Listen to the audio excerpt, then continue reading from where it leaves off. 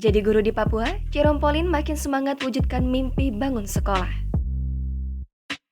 YouTuber Jerome Pauline bagikan pengalamannya menjadi guru kelas untuk pertama kalinya. Jerome Pauline berkesempatan mengajarkan matematika secara langsung di dalam kelas pada anak-anak di Sekolah Dasar Yapari Alam Wamena, Jayawijaya, Papua.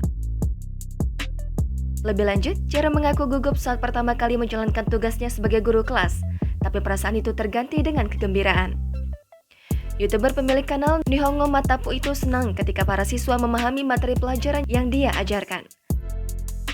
Tak hanya memberikan materi pelajaran, Jerome juga bersenang-senang dengan anak-anak di kelas, termasuk bagi-bagi hadiah. Pengalaman itu membuat Jerome menggebu-gebu membicarakan mimpinya, yaitu membangun sekolah sendiri. Jerome mengaku jadi lebih semangat mewujudkan mimpinya. Sebagai informasi, Jerome Pauline sempat tuai kritik karena dianggap tak lagi suguhkan konten edukasi di kanal YouTube-nya. Kritik itu muncul di tengah kontroversi satwa liar YouTuber Alsat Ahmad. Kritikan itu ditanggapi Jerome dengan curhatan panjang soal ragam konten edukasi yang ia suguhkan dengan cara lain. Kata Jerome, ia tetap menyelipkan edukasi meskipun kontennya kini berupa vlog.